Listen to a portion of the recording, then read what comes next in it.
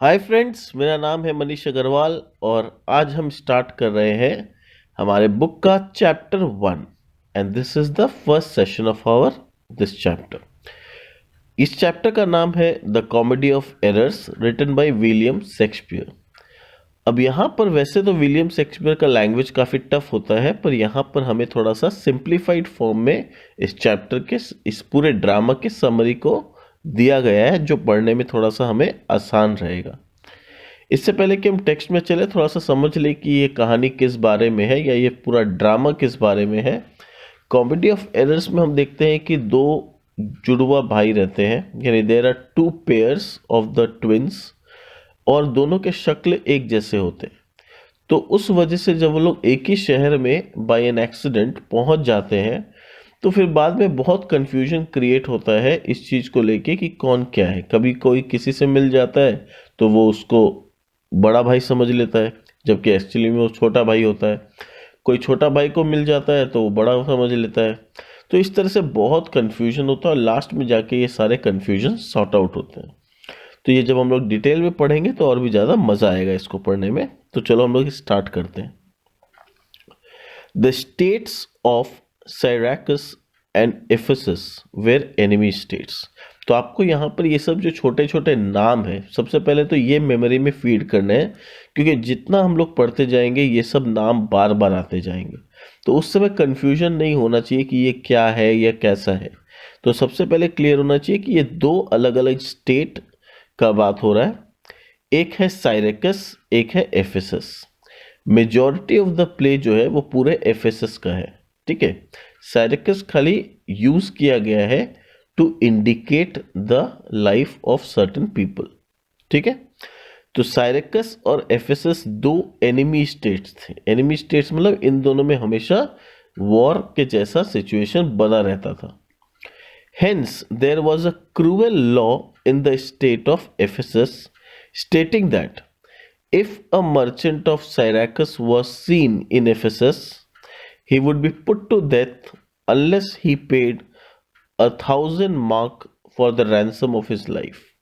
तो क्या हुआ था, एफेसस में एक बहुत ही कड़ा कानून बनाया गया था, बहुत ही क्रूएल कानून बनाया गया था, जो था कि अगर कोई साइरैकस का मर्चेंट यानी बिजनेसमैन या ट्रेडर अगर एफेसस में नजर आ गया बिजनेस करते हुए, he would be put to death, तो उसको डेथ सेंटेंस सुना दिया जाएगा, unless he paid 1,000 mark as a ransom for his life, जब तक कि वो 1,000 मार्क क्या है, वहां का करेंसी है, ठीक है। जैसे डॉलर होता है, रुपी होता है, वैसे वहां का करेंसी है मार्क।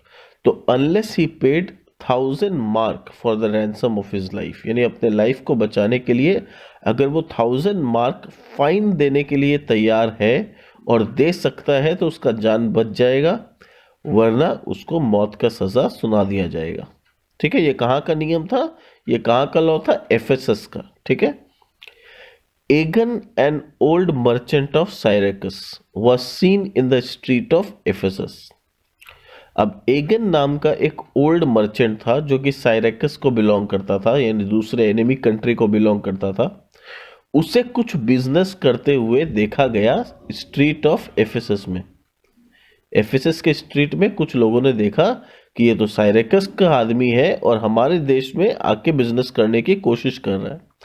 तो किंग या ड्यूक, वहां के जो भी हेड थे, उसके पास उसे लाया गया and brought before the duke either to pay the fine और रिसीव डेथ सेंटेंस। तो ऑब्वियसली जो लॉ बना है वो तो सबके लिए फॉलो होगा, तो उसे ऑफर दिया गया या तो फाइन दे दो या तो मौत का सजा सुनाया जाएगा। But Egeon had no money to pay the fine, पर एगन के पास कोई रुपया नहीं था कि वो अपना फाइन दे सके। So the duke had to order him death sentence as a rule. तो फिर एज अ रूल ड्यूक को मजबूरन उसे डेथ सेंटेंस का सजा सुनाना पड़ा। But before giving the sentence, पर इससे पहले कि वो मौत का सजा सुना सके, the duke asked him to tell the story of his life and the reason for his being in Ephesus. तो ड्यूक ने बोला, इससे पहले मैं तुम्हें मौत का सजा सुनाऊं, तुम अपने पूरे लाइफ का स्टोरी बताओ कि कैसे तुम्हारे साथ क्या हुआ और किस मजबूरी वश तुमको अपने इस एनिमी कंट्री में आना पड़ा। वरना कोई भी इंसान जिसको पता हो कि उसका जान जा सकता है वो क्यों इतना बड़ा रिस्क लेगा, है ना। तो भी वो यहाँ पर आया तो जरूर कुछ मजबूरी होगा या कुछ रीजन होगा कि वो अपना जान को हथेली में लेके या जान के रिस्क पे भी इस कंट्री में एफएसएस में आके कुछ बिजनेस करने की कोशिश कर रहा है। तो वही उससे पूछा कि बताओ मुझे तुम्हारी क्या मजबूरी थी कि तुम यहाँ आए। Egeon said that he was not at all afraid of death and his pain and sufferings had made him tired of life. तो एगन ने कहा, देखिए सर, मेरे को मौत से बिल्कुल डर नहीं लगता, क्योंकि मैंने अपने लाइफ में इतना पेन और इतने सफरिंग्स देखे हैं कि इनफैक्ट अब तो शायद मेरी दिली तमन्ना है कि मैं मर जाऊं, मैं जीना ही नहीं चाहता। He also told that there was not a heavier task for him than to relate the incident of his unfortunate life. Still, he began to narrate his story. और फिर उसने ड्यूक से यह भी कहा, देखिए सर, अगर मेरे लिए जिंदगी में कुछ सबसे डिफिकल्ट वर्क है, जान देने से भी ज़्यादा डिफिकल्ट अगर कुछ है, तो अपना अनफॉर्चुनेट लाइफ को डिस्क्राइब करना है। और आपने वही डिस्क्राइब करने मुझसे कह दिया, बट क्योंकि ये आपका ऑर्डर है, मैं ज़रूर इस स्टोरी को नैरेट करूँगा। और फिर वो स्टोरी को नैरेट करना स्टार्ट किया। ठीक है, तो अब देखते हैं उसने क्या बताया अपने लाइफ के बारे में। I was born at Syracuse and was brought up to be a merchant. तो बोला कि मेरा जन्म साइरैकस में हुआ था और मैं बड़े होके एक बिजनेसमैन बना। I married a lady and lived happily. मेरा शादी हुआ और मैं बहुत खुशी खुशी अपने परिवार के साथ रह रहा था। But some time later I was obliged to go to Epidamnum and had to stay there for 6 months। पता क्या, और उसके बाद कुछ समय बाद मुझे कुछ बिजनेस के सिलसिले की वजह से एपिडेनम नाम के जगह पे जाके रहना पड़ा, और वहां पर मुझे 6 महीने तक रहना पड़ा अपने फैमिली से दूर। I was to be there for some time more. और 6 महीने के बाद बिजनेस कुछ इस तरह से चला कि मुझे कुछ समय अभी वहां पर और रहना पड़ेगा, कितना मुझे भी नहीं पता। 6 महीना ऑलरेडी हो गया और अभी और समय लगेगा, और शायद ज़्यादा समय लगेगा। So I called my wife to that place. इसलिए मैंने अपने वाइफ को भी एपिडेनम में ही बुला लिया। Soon there she gave birth to 2 boys who were exactly alike in appearance। और वहां फिर मेरी वाइफ ने 2 लड़कों को जन्म दिया जो कि ट्विंस थे और देखने में भी बिल्कुल एक जैसे अलाइक थे। They were so similar that they could not be differentiated from one another। और वो लोग देखने में इतने सिमिलर थे कि दोनों को एक दूसरा से डिफरेंशिएट करना पॉसिबल नहीं था। At the same time, a poor woman who was lodged there also gave birth to 2 twins who were very similar in appearance। और उसी समय एक बहुत ही गरीब औरत जो कि वहीं पर रहती थी आसपास में मेरे नेबरहुड में, उसने भी 2 लड़कों को जन्म दिया। वो भी ट्विंस थे और वो भी देखने में बिल्कुल सिमिलर थे। As their parents were extremely poor, I bought these twins to attend upon my sons। तो बोल रहा है क्योंकि वो जो औरत जो नेबर में थी वो बहुत ही गरीब थी, वो लोग अफोर्ड नहीं कर सकते थे अपने बच्चों को ठीक से पालना, तो मैंने उनसे वो दोनों बच्चे, उनके जो ट्विंस बच्चे थे, वो खरीद लिए to attend upon my sons. अब यहाँ पर थोड़ा सा हमें समझना पड़ेगा, ये 16th सेंचुरी का ये सब प्लेस है। ये उस समय की बात है जब स्लेवरी वॉज इन रूल। ठीक है, स्लेवरी आज के डेट में रूल में नहीं है, पर उस समय स्लेवरी का प्रथा चलता था। स्लेवरी में क्या है, जैसे कमोडिटी को हम खरीदते हैं बेचते हैं, गाय खरीद लिए, एनिमल्स को खरीदते हैं, उस तरह से उस जमाने में इंसान भी खरीदे बेचे जाते थे। समझ में है? तो वो इंसान का जब खरीदारी बिक्री होता था तो जो खरीदता था वो जिस इंसान को खरीदा है उसको वो अपना स्लेव बना के रखता था। स्लेव बना के रखने का मतलब उसका जैसा मन वैसा काम उस स्लेव से करवाएगा, और स्लेव का कोई हक नहीं है कि वो मना कर सके। He is a slave, he has to follow his master.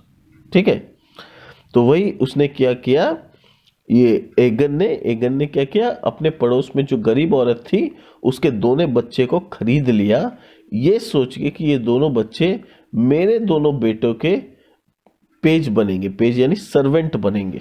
ठीक है। My sons grew to be fine boys and my wife was proud of them. बोला मेरे दोनों बच्चे बहुत ही अच्छे, फाइन, एकदम स्ट्रॉन्ग, हैंडसम बने, और मेरी वाइफ बहुत प्राउड थी अपने दोनों बेटों पर।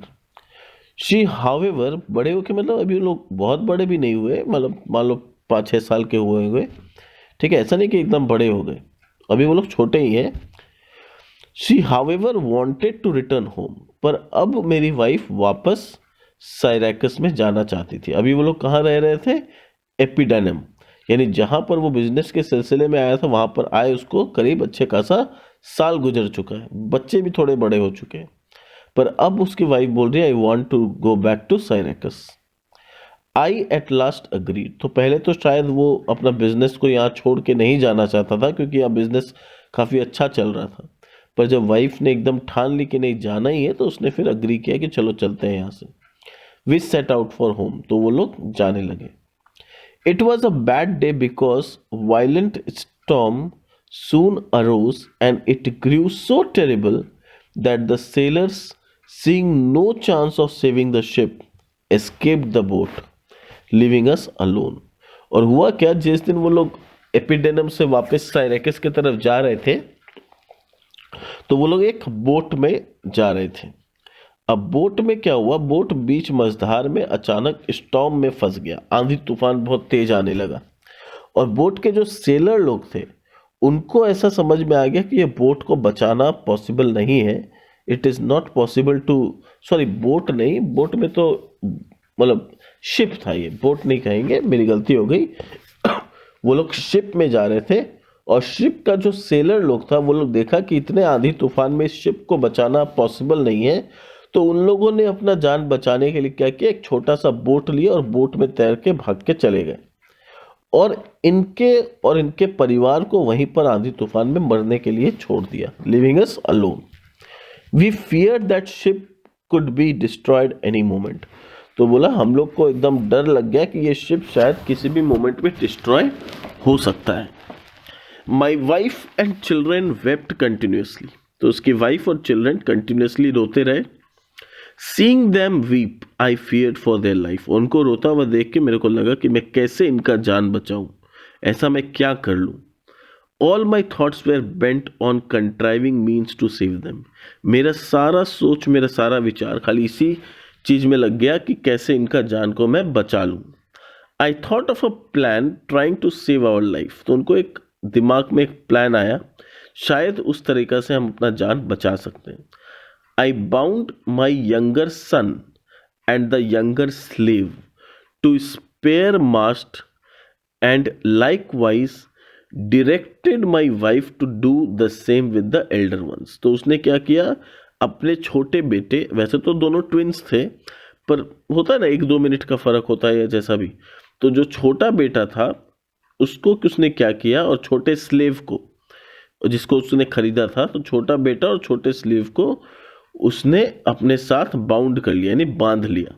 आई bound my younger son and younger slave to a spare mast, spare mast मतलब एक रस्सी वहां पड़ा हुआ था, उससे बांध लिया, और अपनी वाइफ को कहा कि तुम भी बड़े बेटे और बड़े स्लेव के साथ ऐसा ही करो।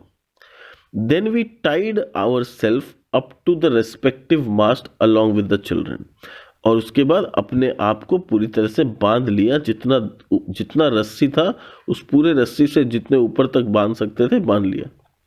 She took care of the elder ones and me the younger ones, तो जिस तरह से मैंने यंगर वंस के साथ बांध लिया, मेरी वाइफ ने एल्डर वंस के साथ वैसे ही रस्सी बांध ली। Soon the ship hit a mighty rock and split into pieces, और शिप तो वैसे ही स्टॉर्म में पूरा डायरेक्शन खो चुका था, डायरेक्शन खोते हुए अचानक से शिप जाके एक पत्थर से भिड़ गया और टूट के चकनाचूर हो गया। Clinging on the slender mast we were supported above the water, अब क्योंकि हम लोग एक रस्सी से अपने आप को बांध लिए थे और स्लेंडर मास्ट को पकड़ के झूल रहे थे, तो हम लोग पानी के ऊपर अभी भी बचे हुए हैं, वरना हम लोग डूब गए होते। I having the care of 2 children could not help my wife. तो क्योंकि ऑलरेडी दोनों बच्चे को इसको पकड़ना है, संभालना है, तो ये अपनी वाइफ को नहीं संभाल पा रहा था। They were separated from me and drifted away further. और उसी पानी के वेग में, उस पानी के तूफान के बीच उसकी वाइफ उससे सेपरेट हो गई और बह के कहीं बहुत दूर चली गई। But while they were still in site, पर अभी भी दूर में तैर रही है, पर अभी भी वो नजर आ रही थी। यानी I could see my wife and the 2 elder children going further away from me, पर they were still in my sight. वो लोग अभी भी मेरे नजर के सामने थे। I saw them to be taken aboard on a boat of a fisherman, maybe from Corinth। और मैंने अपनी आंखों से देखा कि मेरी वाइफ और दोनों बच्चों को एक फिशरमैन ने अपने बोट में बैठा लिया है। शायद वो फिशरमैन कोरियंथ का रहने वाला था। Seeing them safe, I then struggled to save the 2 children।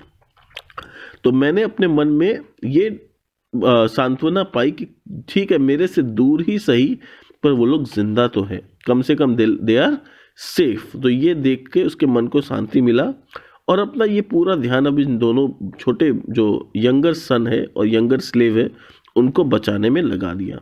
Who were under my care and after a while, और ये दोनों बच्चे जो कि इसके केयर में थे उसे बचाने में लगा दिया। नेक्स्ट पेज में आ जाओ।